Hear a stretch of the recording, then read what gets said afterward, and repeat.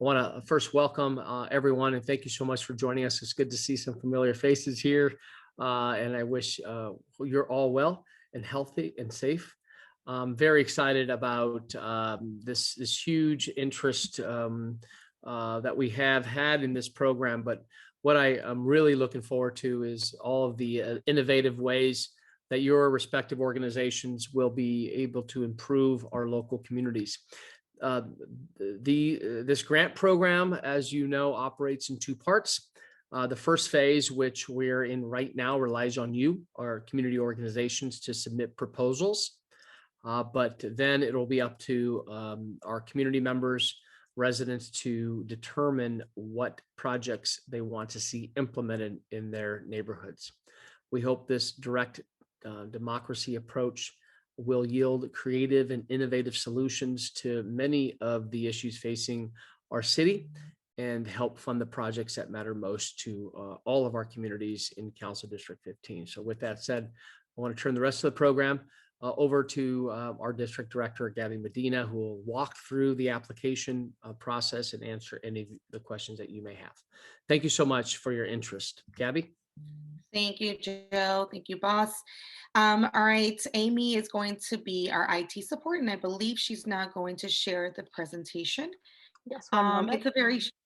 It's a very short presentation. Hopefully we can cover every question that you may have, or and if it doesn't, please just hold your questions to the end, and then we'll go ahead and open it for everyone to be able to ask as they see fit. Please know that we try to simplify this as much as possible. As the council member mentioned, he has made this available for residents and for community organizations to apply. Just to give you a little bit of background, this came out of the reinvestment dollars from last year. $150 million was removed from the LAPD budget and given back to communities of color. About 90 million of that was utilized to prevent city layoffs for Black and Brown newly hired employees. And so the remaining funds were distributed to all 15 council districts based on census data.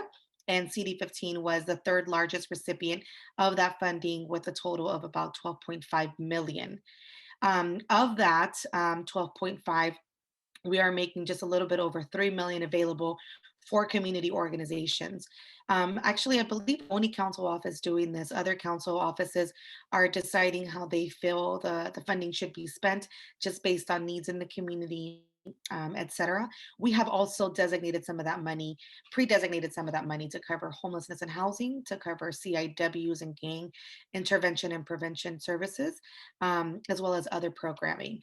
And so this is the $3 million available for communities. It's the Buscaino Grants webinar. And my name is Gabby Medina, and thank you for being here. So 3 million will be designated for Watts, Wilmington, Harbor Gateway, Harbor City, and San Pedro. A link to our map and showing the boundary should be available on our website, www.la15th.com. Per city regulations, organizations must have a 501c3 status and a BRTC. It's the business registry certificate, and on the website for the grant program, there's a step-by-step basis on how you're able to retrieve that. Phase 1 is the application period itself. It opened yesterday and it will remain open until 11:59 p.m. on April 30th. You have just about, is that 3 weeks, Amy, or 2 weeks? I would say that that's 3 weeks, I think. Phase 2 is the community voting. Those organizations who submit their proposals, as well as all of the documents required, will move on to the voting aspect of it.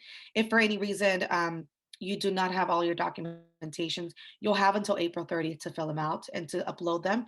However, if it's not done so in a timely manner, unfortunately, those individuals will be disqualified.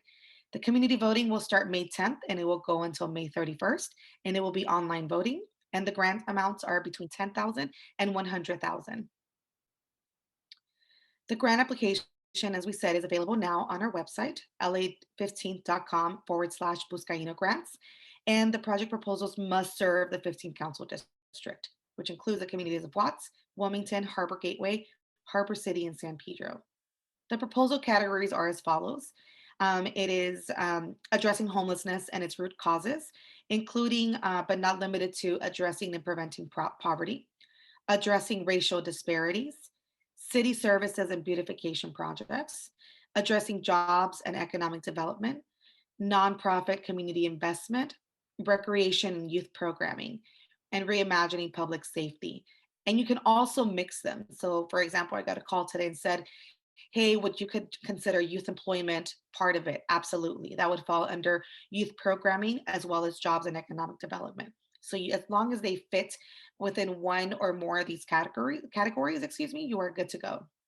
The additional documentation, this is actually not on our end, this is the city's end. In order for the city to distribute any city funding, all of this is needed. And if you've worked with our office in the past and if we funded an event of yours or we funded, a cleanup or whatever may be and provided funding to the organization, all of this was initially required. If you've already submitted it in the past, you can just submit copies now. So the organization's W-9, the federal proof of a nonprofit determination letter, articles of incorporation. It's the bylaws. They may be submitted in place of the articles of incorporation when articles are unavailable, and the business tax registration certificate, as well as email a photo representing your proposal for the website to Amy Gebert. So Lulu is the council member's administrative assistant. She works out of City Hall, and just for to facilitate things for everyone, if you can include all of the documents in one email, that would be so much easier for her as opposed to for her having to go through countless emails trying to find these documents. However, if you are not able to, just let Lulu know. That way she can expect a future email of yours with the additional documentation. The community voting. The application also asks for you to describe your organization and your project proposal. These descriptions will appear on our website alongside the photo you have submitted for your project. This will allow community members to view each project proposal by neighborhood before they vote. The title of your project proposal, as well as the neighborhood the project is located in, will be included on the voting form. So we'll probably list, I would say, just based on the interest now that we've received, which has been over 100, and based on the calls and emails that our office has, processed, I would say that we would probably receive over 100 submissions.